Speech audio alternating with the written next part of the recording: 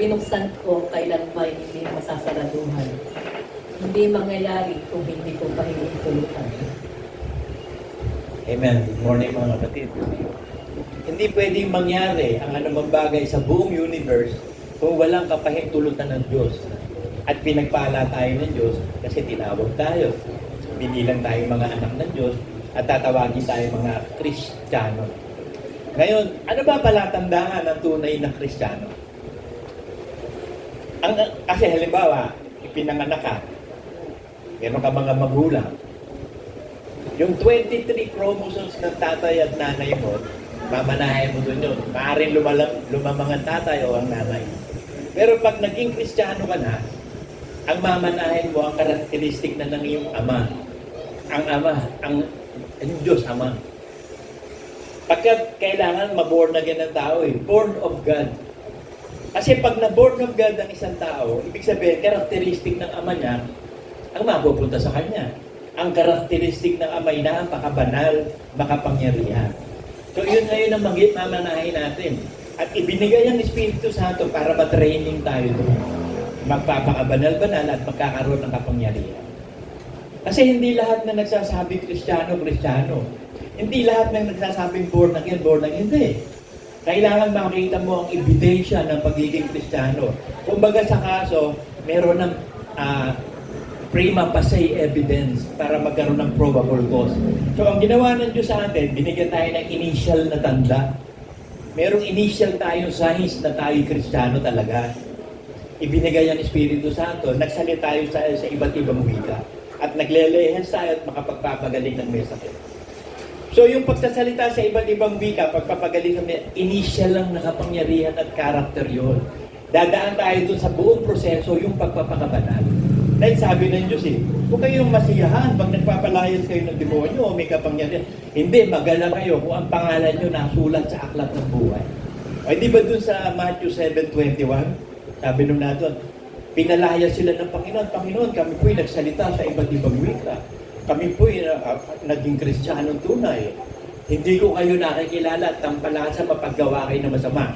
Hindi nakapunta doon sa process ng tunay na kabanalan. Kasi yung prima facie evidence, probable cause lang yun. May initial ka ng Espiritu Santo. Kaya ibinigay ang Espiritu Santo para magsalita tayo sa iba't bakit. Ang nagsasalita sa iba't ibang nagpapatibay sa kanyang sarili. Kasi patitibayan tayo. Tatapusin natin ang proseso ng kaligtasan ng pagiging born again. Kung walang Espiritu Santo, sino magpapatibay? Sino magbibigay ng kaloob? Wala. So yung may Espiritu Santo, yun ang tanda na ikaw ay tunay na Kristiyano at makikita sa pamumuhay mo unang-una yung spirit of obedience. Napaka-masunurin mo sa kalooban ng Diyos. Kasi sabi ng Ama, siya ang aking anak na aking kinaluludan. Bakit? Lahat, sabi ni Kristo, lahat ng gusto mo mangyari, Ama, naganap ko. Kung paano mo ko niluwalhati noong una, luwalhatiin mo din ako. Natapos ko, Ama, ang ibinigay mo kalooban sa akin. Kung sumatumes, so tatapusin din natin ang pagiging regeneration o yung pagiging tunay ng mga Kristiyano. Hindi tayo pagbibigaan ng Diyos na hindi ko kayo kilala. Kasi dito pa lang sa lupa, ipatutunayan na natin sa ating sarili, tunay kang Kristiyano. Nasa iyo ang Espiritu Santo, kaya ka nagsasalita sa iba't ibang wika para tumibay. Yung iba ayaw ng gift of the Holy Spirit. Wala na daw apostol, walang propeta, walang gift of tongues. Ay, paano titibay yun? Paano mo matatapos yung landasin? May landasin Merong takbuhin, may dadaanan Paano mo matatapos kung hindi ka patitibayin ng Espiritu Santo?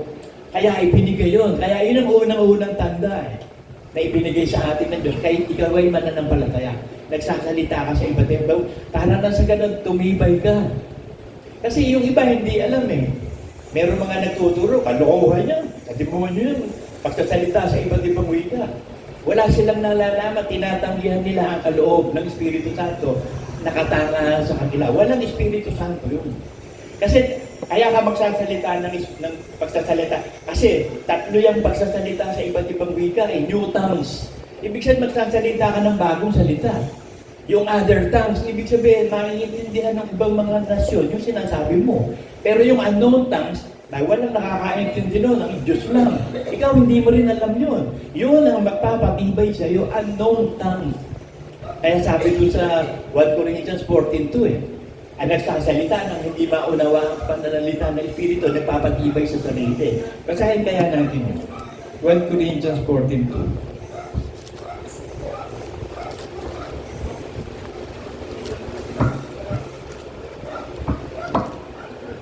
Sapagkat ang nagsasalita ng wika ay hindi sa tao nagsasalita. So hindi ka sa tao nagsasalita pag nagsasalita ng unknown tongue, kundi sa Diyos, sapagkat walang nakakaunawa sa Kanya. Kundi sa Espiritu nagsasalita ng mga hiwaga. So yun ang hiwaga ng Holy Spirit eh. Pag nagsasalita tayo sa unknown tongues, ang Espiritu Santo nananalangin sa atin. Pinatitibay tayo at ibinibigay sa atin lahat ng kaloob ng Diyos, yung whole armor of God, para makatagal tayo dito sa lupa. Kasi may prosesong dadaanan eh. May baptism of fire. Meron tayong dadaan ng proseso ng regeneration, ang pagpapakabanal. At ito ang kalooban ng Diyos, ang inyong pagpapakabanal. At ang pagpapakabanal, pagsunod sa lahat ng utos ni Kristo. Magiging katulad tayo ng Panginoong Jesus. So hindi, bagamat tinatanggihan na natin ang ating mga ama sa lupa, nirerespeto natin sila. Pumapasok na tayo doon sa pagiging anak na ang ama natin ng Diyos Ama. Di ba ginawa ni Kristo yan, bata pa siya, 12 years old pa lang eh. Di ba, nagpaiwan siya, kinausap niya yung mga Pariseo, mga Eskriba, nagsasalita siya ng mga batas ni Moses doon. Sabi na yung Maria at ni Joseph, nawawala si Jesus Christ. Inabot pa ng 3 araw bago sila nagbalik ng Jerusalem. Nung matagpuan nila, kasama ng mga teachers of the law. Sabi ng mga natin, nakamangha-mangha ang batang ito. Napakarunong at napakatalino. Sabi nung anak nanay niya, bakit mo ginawa sa amin to? Ba't ka, hindi mo ba alam nag-aalala kami sa iyo? Ano sabi ni Cristo? Bakit kayo mag-aalala? Di ba I'm doing the business of my father? Hindi yung father na si Joseph ang business na inaatupag niya. 12 years old pa lang siya, nakakaunawa. Business of the father na. Hanggang sa natapos niya, consummatumis, natupos niya kasalanan. Sa lahat ng kasalanan ng tao, may proseso eh. Alam niyo lahat ng bagay may cycle. Kaya sabi ko nga, yung mga nagsusugal dyan, alam niyo, para manalo kayo, kunin niyo yung cycle. Hindi niyo napapansin lahat ng bagay may cycle. There are 60 seconds in 1 minute, 60 minutes in 1 hour, 24 hours in a day, 30 days in a month. Sa babae naman, nakikita mo, yung kanilang period, 28 days ba? After 28 days ba? Yung cycle na yan ba? Lalabas na. Meron din circadian rhythm, yung pagtulog at paggising. Lahat may cycle. Lahat ng bagay may cycle. Kaya sabi ko sa inyo, natutunan ko kasi sugarol ako eh. Bata pa ako, sugarol na ako, naging expert ako sa sugal. Naiintindihan ko yung sugal. Meron palang cycle. Pag ikaw halimbawa nagsusugal, hindi ka nananalo sa loob ng 1 oras, hindi na umayaw ka na, umuwi ka na, hindi ka mananalo. Pero sa umpisa pa lang, wala pang 2 minutes, 3 minutes, ikaw na lagi nananalo. Huwag kang umayaw. Mauubos mo pera nila. Kasi alam niyo, madyungero ako eh, natutunan ko. Kapag swerte ka, huwag kang tumigil. Pag mahalas ka, umuwi ka na. Kasi dito may sugalan kami dito, yung joey ko na, madyungan. Kaya ang tawag sa akin, si Buro, ang hari ng madyung. Meron din ako, king of the madyung. Kasi bata pa ako, nagsugal na ako. Natutunan ko kapag, halimbawa, dadayo ko, magsusugal na ako, mauupo ako. Titignan ko yung first 3 games. Pag ako hindi tumama doon, 3 games, dadagdagan ko pa na another 3 games. Pag hindi, ayaw na ako, uwi na ako. Pero pag swerte naman ako, first 2 games na ako nananalo. Itaya nyo na lahat ng itatayaan, sagot ko lahat. Todo ako, open ako. Kung magkano taya, kasi tayaan yun eh. Alam mo, after wala pang 1 oras, ayawan na. Ubus ko na lahat ng pera nila. Uwian na. Pero pag yung talagang malas, tayo sabi, kaso hindi naman tayo magsusugal eh, di ba? Dahil mga tayo ng Diyos eh. Sinasabi ko na sa inyo, lahat ng bagay may cycle. Yung pagiging born again, may cycle yan. Sa matapos natin ang landas, huwag kayong bibitaw. Idadagdag nyo sa inyong pananampalataya ang karunungan, kaalaman, kabanan. Ang daming idadagdag sa pananampalataya. Kasi kailangan magpatuloy tayo eh. Ng pagiging anak ng Diyos, may palatandaan nga eh. Ang initial na palatandaan, nagsasalita sa iba't ibang wika. At ang susunod na palatandaan, obedience na. Kaya sabi ng Diyos, gusto ko malamig ka o malamig ka, mainit ka o mainit ka. Kung ikaw ay manahimik nga, isusuko kita. So, tingnan natin ang word. Pag sinabing madami, tamo na mag-Kristyano, ayaw mo. Para hindi ka magiging hindi nga, wala kang Diyos muna. Pero pag nagpasya ka na may Diyos ka na, this time naman, ipakita mo yung ebidensya. Merong susunod doon sa prima pase. Yung kabuuan ng kaso. Kasi kailangan may ebidensya sa kaso. Meron tayong advocate. Ang abogado natin si Kristo. Maglalabas ng ebidensya. Ang unang ebidensya binigay ng Diyos sa atin, nagsasalita sa iba't ibang bisan. Pero dito sa lupa, meron kayong kapigatian. Pero maghala kayo, dinaig ko ang sanlibutan. Kasi ang anak ng Diyos, dinaig ang sanlibutan. Basahin natin yan na nasa 1 John 5:4 yata eh.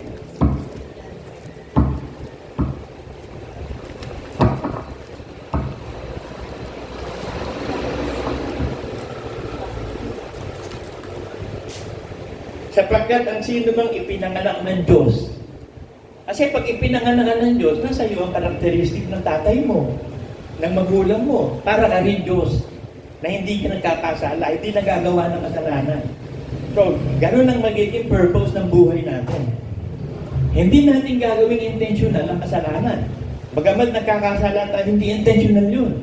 Kasi nakakalimutan natin minsan na nabubuhay tayo sa dating pagkatao. So, hindi intentional yun. Yun ang sabi ni Pablo, bakit ganito? Gusto kong gumawa ng mabuti, hindi ko magawa. Ang ginagawa ko yun, hindi ko gusto. Kung ang gusto kong gumawa na sumunod sa kalooban ng Diyos at hindi ko nagagawa at may ibang gawa, hindi ako yun. Yung kasalanan na nanaan sa aking katawan. Kaya papalitan ng katawan ng glorified body. Hindi tayo makabubuhay ng buong kapanalan sa lupa, may katawan lupa. So yun ang gagawin ng Diyos sa atin. Para malabanan ang gawa ng laman, ibinigay ng Espiritu Santo. Sabi, kung mabubuhay kayo sa laman, mamamatay kayo. Kung mabubuhay kayo sa Espiritu, buhay na walang hanggan. So mabubuhay tayo sa Espiritu Santo, na ang dala ng Espiritu Santo, salita ng Diyos.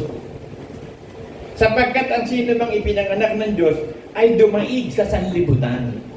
So yung system of the world, lust of the flesh, lust of the eyes, yung lahat ng mga kayamanan sa lupa, kayabangan, lahat yan, at sa sanlibutan yan.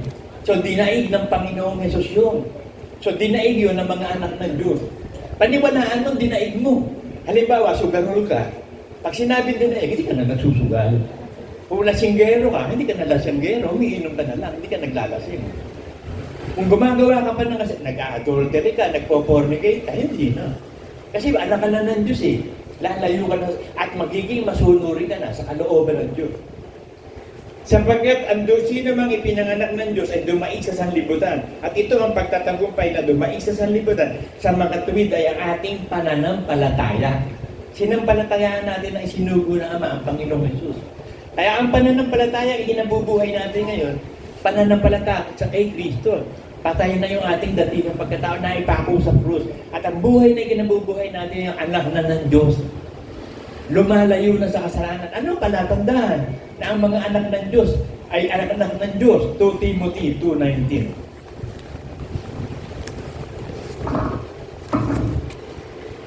Gayunman, ang matibay na pinagsasaligan ng Diyos ay nananatili na may tatak nito.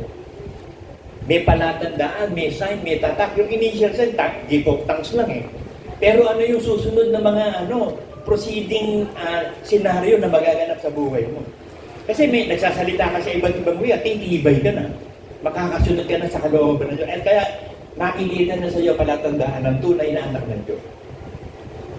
Mananatili ito na may tatak nito. Nakikilala ng Panginoon ang sa Kanya. At lumalayo sa kalikuan ang bawat isa na sumambitla sa pangalan ng Panginoon. Lumalayo sa kalikuan. Ano ba yung kalikuan? Kasalanan. Ano ba yung kasalanan? Di sabihin natin ang kasalanan yung sinabi ng Diyos. 1 John 3:4.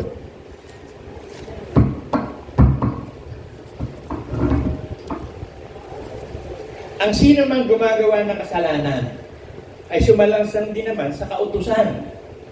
At ang kasalanan ay ang pagsalangsang sa kautusan. So ano ba ang kautusan natin? Hindi na tayo sa ilalim ng kautusan ni Moses. Ano kautusan? Kautusan ni Kristo. Napakarami. Sa katerba yan, kautusan na. Pero pagtatagumpayan natin lahat yan sa pamamagitan ng Espiritu Santo. Sabi sa 1 John 3:6, ang sino mang nananahan sa Kanya ay hindi nagkakasala. Sino mang nagkakasala, hindi nakakita sa Kanya, ay hindi man nakakilala sa Kanya. So yung intentional daw na kasalanan, hindi mo kilala ang Diyos. Kasi sabi sa 2 Peter 2:21 buti pa hindi ka na nakakilala matapos makakilala ka. Hindi ka sumunod sa banal na utos. Inintentional mo kasalanan. Wala nang hain para sa iyo. Hebrews 10:26.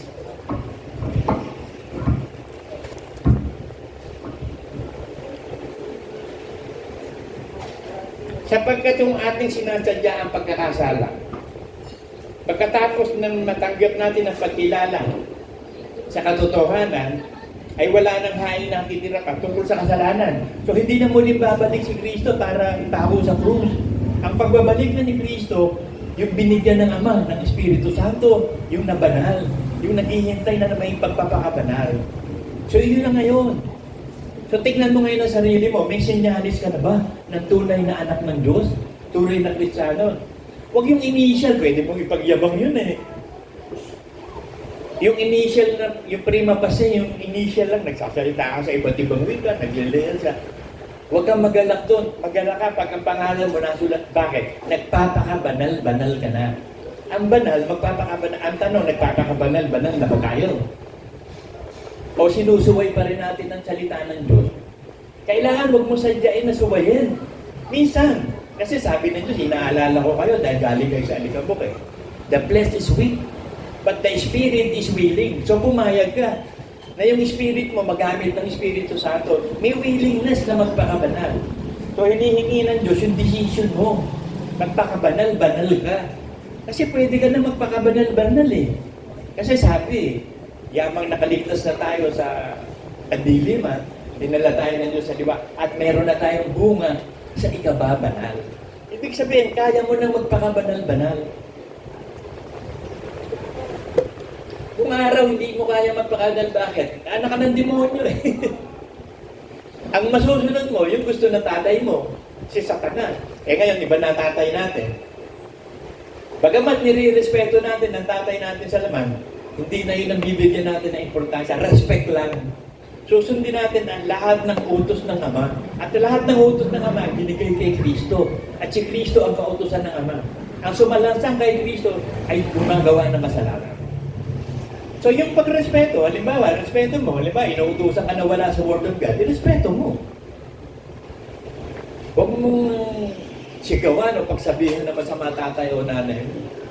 Unawain mo sila dahil hindi sila Kristiyano eh. Ngayon yung mga Kristiyano magulang, turuan naman ninyo ang inyong mga anak sa daan ng Panginoon upang sila sa paglaki, hindi nila makakalimutan ang salita ninyo.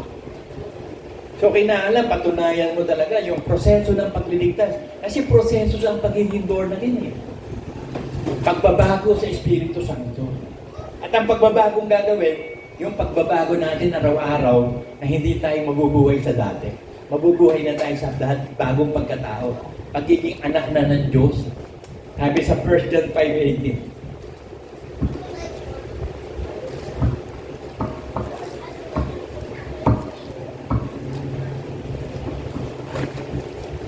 Nalalaman natin na ang sino mang ipinanganak ng Diyos ay hindi nagkakasala. So, ibig sabihin, tayong anak ng Diyos ay parang Diyos na eh. Kasi galing na tayo sa Diyos, sa Ama. Binigyan na sa atin ng Espiritu ng pagsunod sa kalooban ng Ama. So, yung Espiritu yun, hindi nagkakasala, hindi suwail yun. Hindi katulad ng mga Espiritu suwail na sa Hades. Tatapon nyo sa dagat-dagatang apod. So, binago na ang Espiritu natin, justified. Binanal na ang ating Espiritu. Sa lahat ng mga anak na, banal na. Ngayon may proseso, yung kaluluwa naman.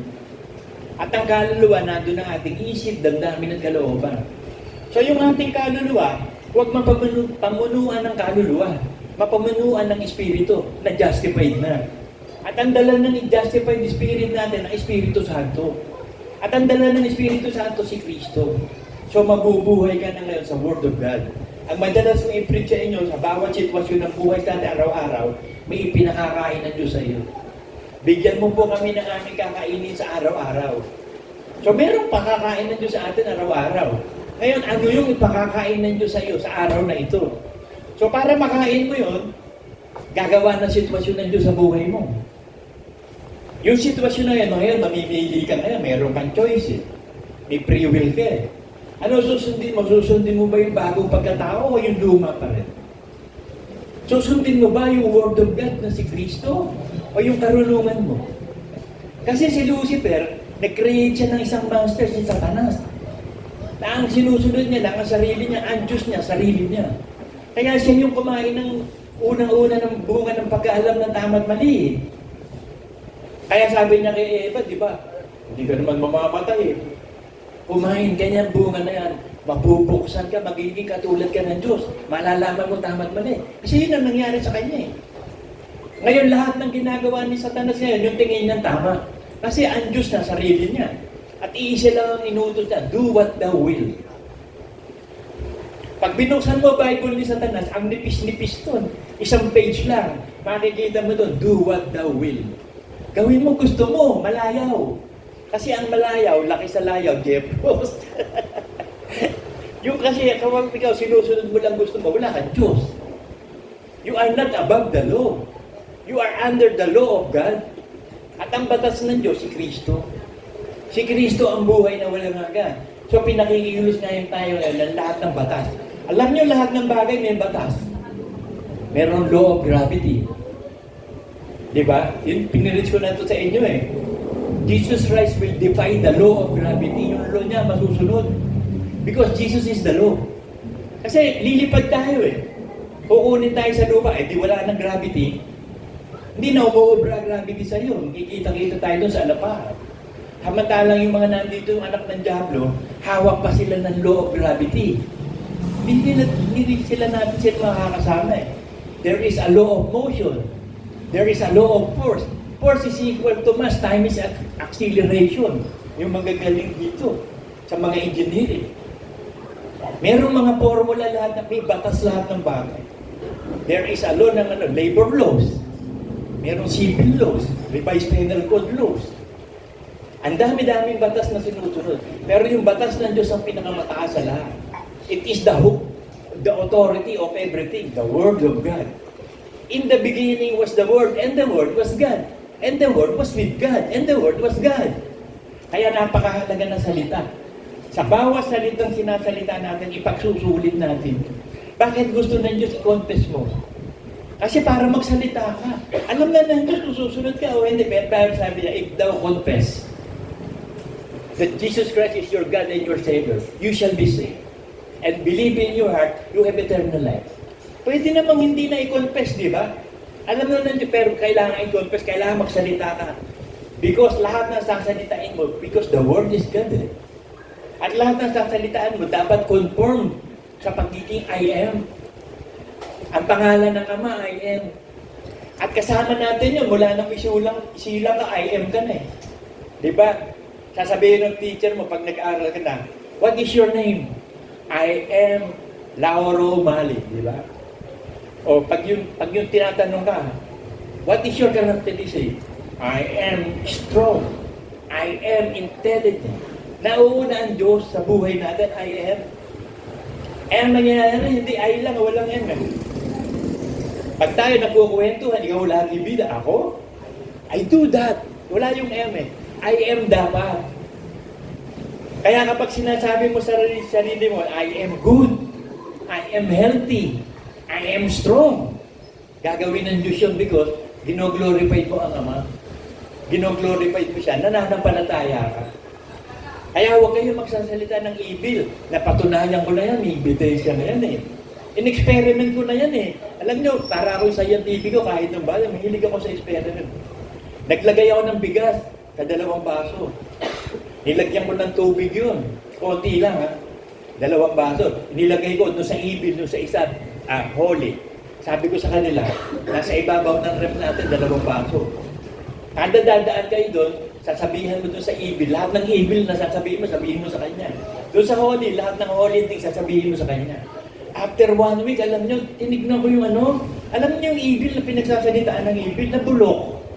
Pero yung puro holy lang, puti pa rin siya, hindi siya nabubulok. So paano mo explain yun? How can you explain that, mga kapatid? Explain it to me. Gusto ko ng evidence ng explanation. There is no explanation. It is God alone can explain. By your words, you are justified. By your words, you are condemned. Kaya huwag mo sasabihin sa anak mo, ang bobo-bobo mo, ang tanga-tanga mo. Buti pa yung kapitbahay natin, ang galing, ikaw tamad. Magsisink in yun, mabobobo yun. Matatanga, matatamad yun. Kita nyo, ako, hanga ako sa upbringing ng mga Amerikano, kahit yung maliliit na bata. Hindi sila nagsasalita ng bad words. Kaya naman, nagkamali ba? Good, okay. Do it again. Mapagpahinuod siya. Pero Pilipino, naku po, napakasama mga magulang. Konting error lang ng bata, binabato, tanjak, batok, gulpe. Pagsasalitaan pa ng masama. Tapos i-compare pa sa kapitbahay. Buti pa yung kapitbahay natin, scholar eh. Ikaw, scholar ka eh.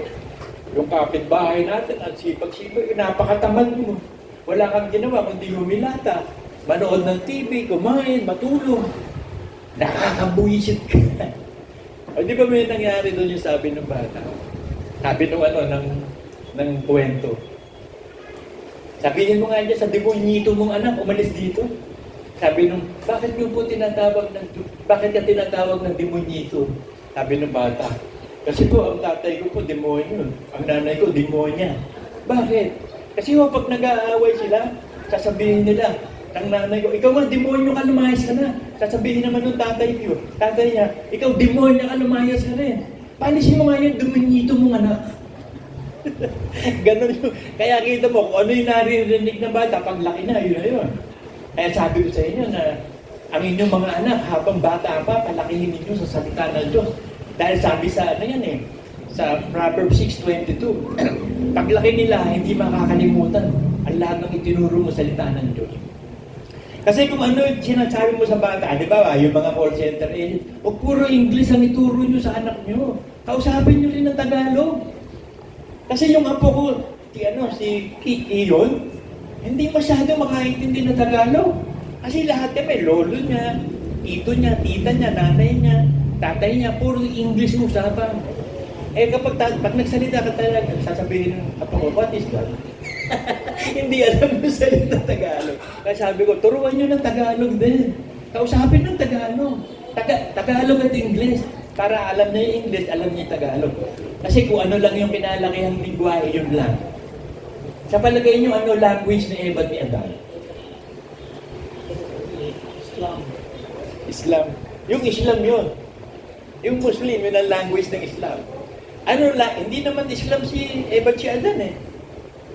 Ano ang nationality nila? Unang anak ng Diyos sila. Tinatawag na Diyos anak ng Diyos. Sumunod, naging anak ng demonyo. Ano tatutunan nilang language? Di yung language of God. Kung ano yung salita ng Diyos na sinasabi sa kanya nila, yun ang naging language. Bakit? Yun ang narinig nila eh. Halimbawa, nasa Cebu ka, lahat ng naririnig mo doon, salita Cebuano, tututunan mo Cebuano. Nandito ka sa Katagalugan, lahat ng salita mo, Tagalog, Katagalugan. Nasa US ka, di puro English maririnig mo. Kung saan tanaan doon, kung ano naririnig mo, yun ang matututunan mo. Di ba? Kaya tayo ibinorn na yan eh. Para sa ganun, sa pagsilang natin ng bagong pagsilang, iba na maririnig natin. Hindi na salita ng tao, salita na ng Diyos. At dala-dala ng Espiritu Santo. At magkakaroon ka ng ebidensya ng tunay na anak ng Diyos. Napakamasunurin mo sa kabanalan. Yun ang palatandaan. Sumasambit lang sa pangalan niya at lumalayo sa kasalanan. Ikaw ba'y lumalayo sa kasalanan o lumalapit pa? Kapag ba nakakita ka ng kasalanan, nilalayuan mo o nilalapitan mo pa? Lahat ng uri ng masama, nilalayuan. Yun ang anak ng Diyos. Ang anak ng demonyo, nilalapitan ng kasalanan. So tignan mo sa sarili mo. Ikaw ba'y anak na ng Diyos? 1 John 5:18 na ba? Basahin natin. Nalalaman natin na ang sino mang ipinanganak ng Diyos ay hindi nagkakasala.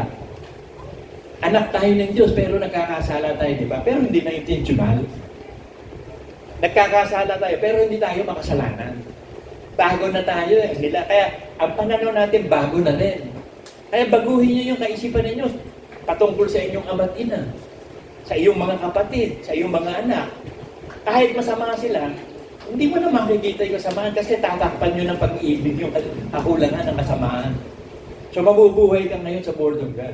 So you don't see ibig, hindi ka na natitison forever. Pag natitison ka pa, hindi ka pa anak ng Diyos talaga. You are not born of God. Hindi nga magkakasala ang born of God. Kaya ka natitison, nabubuhay ka sa dati mong pagkatao. So ano dapat mong gawin sa dating pagkatao? Deny. Deny yourself. Dead to yourself. Patay ka na sa sarili mo. May bago ka ng pagkatao, buhay ka na sa bago. At yun ang kabanalan, kamumuhay sa bago. Ang ipinanganak ng Diyos ay nag-iingat sa kanyang sarili. At hindi siya magagalaw ng masama. Bakit? Nag-iingat siya sa sarili. Bakit? On guard siya eh. Tinitignan niya kung luma ba o bago. Sana kung huweting pwedeng luma at bago. Hindi, Kristiyano eh. Hindi ka na pwedeng mabuhay sa luma. Bago na. Nasa Galatians, basahin natin.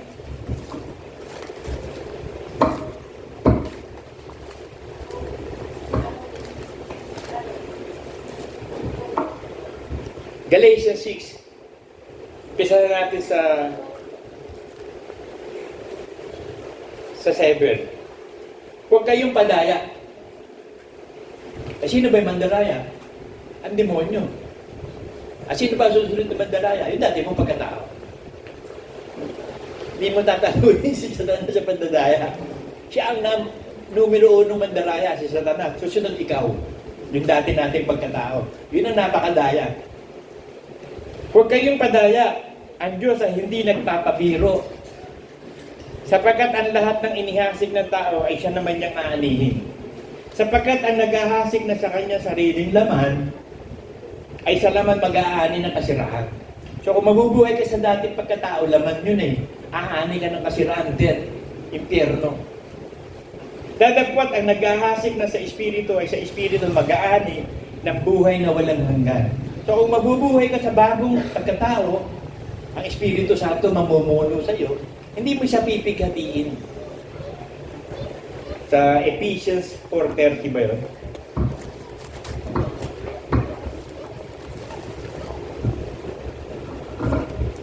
Huwag niyong paghitiin ng Espiritu Santo ng Diyos.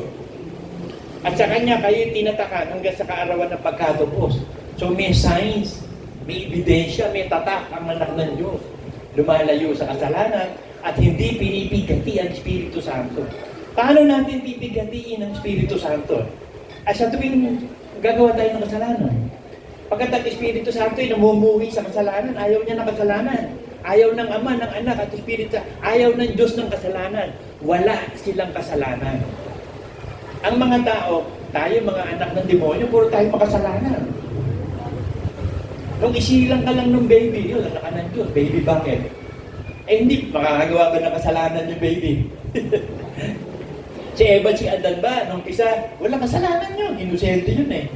Kaya nga gumawa ng paraan si Satanas para magkasala eh. Dinaya. So ano nangyari nung magkaroon ng isip ang tao? Siya na rin ang naging Diyos ng sarili niya. So nung maging Diyos siya ng sarili niya, puproteksyonan niya yung sarili niya. So magtuturo siya ng iba. Paano nagturo si Eva? O di ba, ano sabi ni Eva sa Diyos? Panginoon, yung ahas ko kasi dinaya ako eh. Ang itinuro niya si Satanas. Sabi kay Adan naman, sabi ni Adan, yung pong usawa kong si Eva eh, pinakain po ako ng bunga ng pag-aalam na damad man eh. So, walang mea culpa. Si Satanas hindi niya ina-admit na nagkasala siya. Ang admission niya, I am God. Para si John Lennon, I am God. At Diyos ka, o tinira ka ng kawayan na, born again ko no, tinira siya sa New York. Sa apartment niya dun, paglabas niya, tinira siya. I am God ba naman eh. Tapos sasabihin pa nila na we are more popular than Jesus Christ. Ano nangyari? Binato yung The Beatles sa Pilipinas. Mga Kristiyanong kuno nandito eh. Katolikong kuno. Takbuhan sila, uwi sila. Sa California, ano sabi ng babae? This is a godless society. Ang election ng God, zero. Ano nangyari? Parang naging daga at ang apoy sunod sila. Hanggang ngayon, hindi pa napapatay siguro yun. Ewan natin. Kasi alam niyo yung lugar na yan, parang Sodom at Gomorrah na yan eh. Very righteous people yan eh. Ang nagtayo ng United States or New World, Freemason. Si Christopher Columbus, Freemason yun. Na-discover niya yung Amerika. Pero sabi sa history, hindi daw yun eh. Pero ano yung tinatag nila, unang-unang ginawa nila doon, yung sa Washington DC. Kompleto plano no, lahat yun, Freemason area yung lugar na yun. Yung Freemason, yan ang umain ng bunga ng pag-aalam na tama at ipinireserve nila yun, yung pagiging Diyos nila. Kaya ang tingin nila ngayon sa Diyos, sila yung mga Diyos, mga Illuminati. Sila yung naliwanagan. Ngayon, ginagamit nila lahat ng resources nila. Sa Catholic, meron sila mga Jesuits. Sa mga Israel, meron sila Rothschild House. Saan pa? Napakarami nila. United Nations, lahat ng mga pinuno, hawak nila. So malapit na itong rapture na to. Kaya kung kayo ay tila nag-aatubili pa, huwag na kayo maging alanganin o bakla, tomboy. Kaya okay nga ako dyan. Kaya, yung bagong presidente ng US eh. Ang nire-recognize na niya, male and female. Yung bakla, tomboy, wala na sa listahan. Pero kaya gagawin naman ngayon, magrarally araw-araw siguro yun to. Tapos aalisin na yung law of abortion. So okay itong si Trump eh. Kasi ang Diyos ang naglalagay ng pinuno. Kahit nagmumura din yan o hindi, at least ang nagagawa niyang batas, sumusunod pa rin sa Word of God. Kahit hindi Kristiyano, nagagamit yung authority. Kasi authority yan eh. Dahil sa Daniel 2:27, ang Diyos nagpapalit ng pinuno. Siya naglalagay ng pinuno, siya nag-aalis ng pinuno. Tama ba yun? Daniel 2:27 ba? Tingnan nga natin.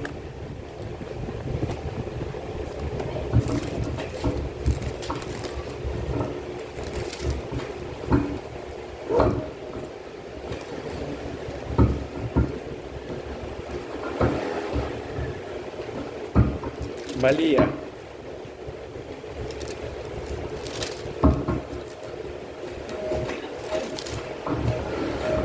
Mali. Pero nababasa ko yun, mali lang. Hindi ko na-ilista kasi. Dapat ililista talaga eh. Hindi ko na-ilista yun. Pumasok lang sa isip ko. Pero abisado ko naman yung word eh. Yung number hindi. Tanong natin kay Soriano. Magaling sa numbering yun si Soriano eh. Mahusay sa numbering yun. Parang great mathematician yun eh. Ang galing sa number. Dapat magaling tayo wag sa number, sa Word of God. Ang Diyos nagpapalit ng pinuno, naglalagay ng pinuno, nag-aalis ng pinuno. So, He is in control. Sabi nga ng message kanina, God is in control. Walang magaganap sa universe na hindi niya pinahintulutan. So, give our trust to God. More than 100%. Kasi lahat, hindi naman pahihintulutan ng Diyos. Kahit ano gusto mo mangyari, kapag ayaw ng Diyos, di mangyayari. Ang mangyayari lang, yung gusto ng Diyos. Yung ibigin lang ng Diyos. Psalm 115:3.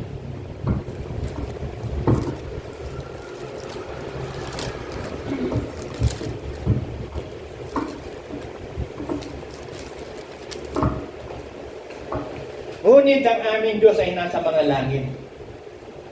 Kanyang ginagawa ang kanyang ibigin. Dito nainggit si Lucifer. Kasi ang Diyos kaya niyang gawin, gusto niyang gawin eh. Ang hindi, pero merong hindi magagawa ang Diyos.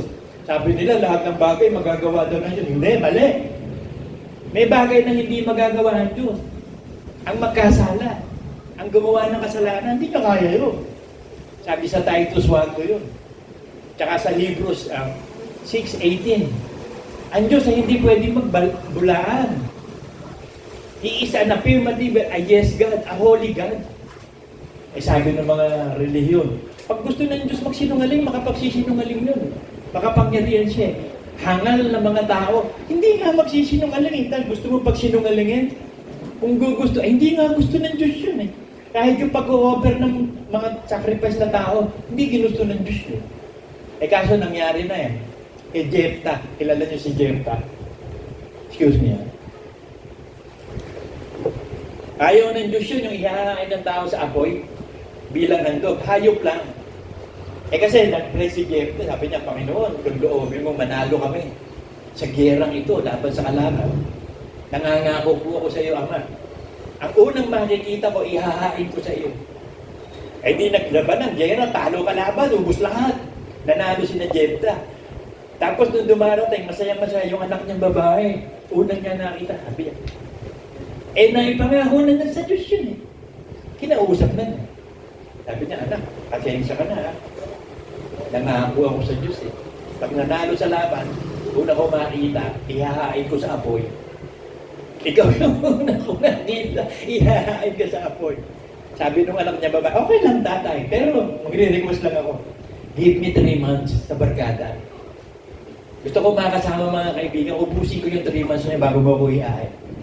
Sabi ng Bible sa Jeremiah, hindi gusto ng Diyos maghahain ng mga taong ihahain sa apoy. Hindi ginusto ng Diyos yun. Pero tinanggap niya. Pinahintulutan niya. Bakit? Kasi nangako si Jepta. Hindi pwedeng mag-ito. Kasi ang Diyos pag nangako, tinutupad din niya. Nangako yun. Kailangan tupad din niya. Irespeto niya rin yun. Kasi kapag nagkakaroon ng, sabi sa Galatians 3:15,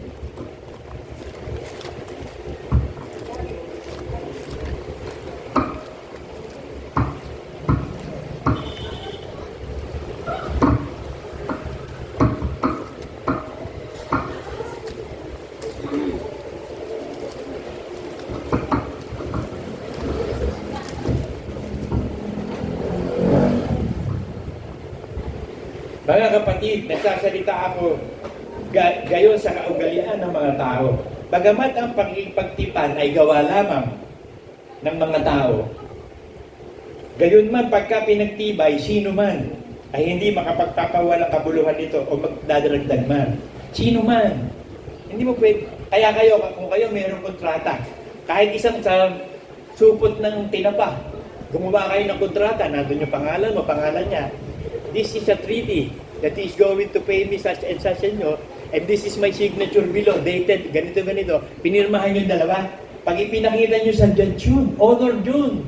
Kahit nasa papel ng diliha lang yun, kahit ang binabatayan doon, yung pagtitipay nyo, yung kontrata. Kaya gumawa ng kontrata si Jepta eh. Lord, pag nanalo, sigurado ito gagawin ko. Kasi ganun din ang Diyos eh. Nung patayin niya ang mga masasamang tao sa pamamagitan ng tubig, gumawa siya ng kontrata eh. Tumumpa din siya. Naglagay siya ng signature, bahagari, rainbow. Sabi niya, hindi ko na muli pang wawasakin ng tao sa pamamagitan ng tubig. Apoy na. Sa apoy na. Sabi sa 1 Peter 3:10.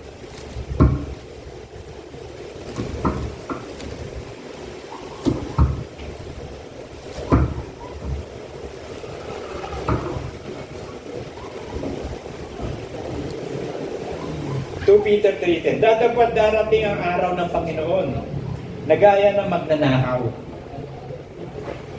Na ang sakalangitan sa araw na iyon ay mapaparang nakasabay ng malaking ugong at ang mga bagay sa langit ay mapupugdaw sa matinding init at ang lupa at ang gawang nasa lupa ay pawang masusunog. So magliliyab ang buong universe. Ang buong universe sisilaban ng Diyos yan. Hindi na tubig. At sisilaban niya yan lahat ng bagay na masama dito sa lupa. Yung mga banal, itatago niya sa bahay niya sa third heaven, sa New Jerusalem. Kaya ang gagawin natin ngayon kasi maghanda lang tayo na maghanda. Sa patay man o mabuhay, kay Kristo tayo mga kapatid. At ang paghahanda niya, mabubuhay tayo sa bagong pagkatao. Kasi hindi pwedeng isalin ang bagong alak sa lumang lalagyan. Hindi pwedeng ilagay ka sa New Jerusalem kung luma ka. Hindi pwede. Yung luma sa lumang lalagyan, yung bago sa bagong lalagyan. Bagong New Heaven and New Earth yun eh. Tsaka New Jerusalem yun, hindi luma. Yung Jerusalem na luma, nandun sa Israel. Pero yung New Jerusalem sa langit, bago yun. Ngayon, yung New Heaven and New Earth, di pa ginagawa yun. Gagawin lang yun pagkatapos ng Last Judgment. At saka lang maliligtas yung nakapako sa krus na magnanakaw. Ang sinasabi ng iba, dinala na din Kristo yan doon sa paraiso eh. Sa paradise in heaven eh.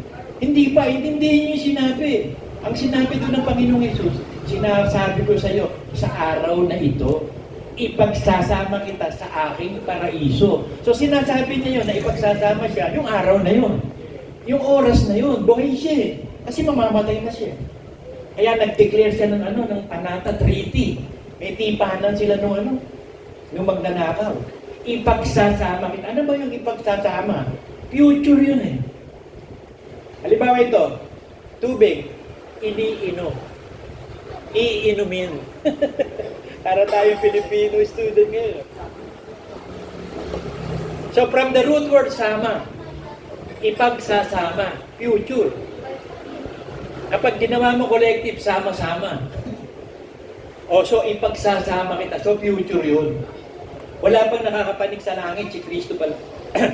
Wala pang taong nakakita sa Diyos, kailanman, anytime, wala. Ang Panginoong Jesus lang. Yung mga kaluluwang banal, nandun sa ilalim ng altar tinago, yun ang Diyos. At yung mga suwel na espiritu nasa hihita sa ilalim ng lupa. Ngayon, ang ginawa ng Diyos, para maproteksyonan niya yung puno ng buhay. Kasi nilagyan niya yun ng espadang umiikot na may apoy eh. Kasi marunong na si Eva si Adan eh, nabuksan na yung karunungan. Naging marunong na ang tao. Tingnan nyo ang sanggol, pag sanggol, bata pa, walang kasalanan. Pero pag nagkaisip na, nako, nandyan na.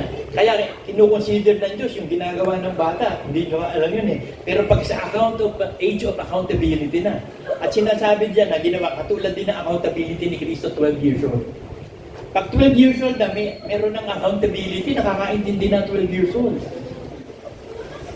So, ang gagawin ng Diyos sa atin, nung tayo isilang na muli, banal tayo. Bakit? Baby. May prima pasi, tarang tumibay. Gift of tongues. Ngayon yung susunod na sa kaso, kailangan may mga ebidensya, mabubuhay ka na sa kabanalan.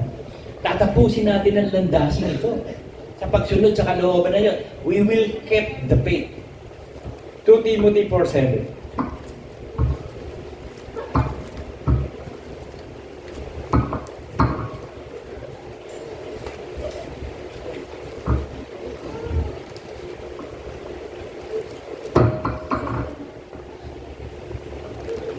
Nakipagbaka ako ng mabuting pakikipagbaka.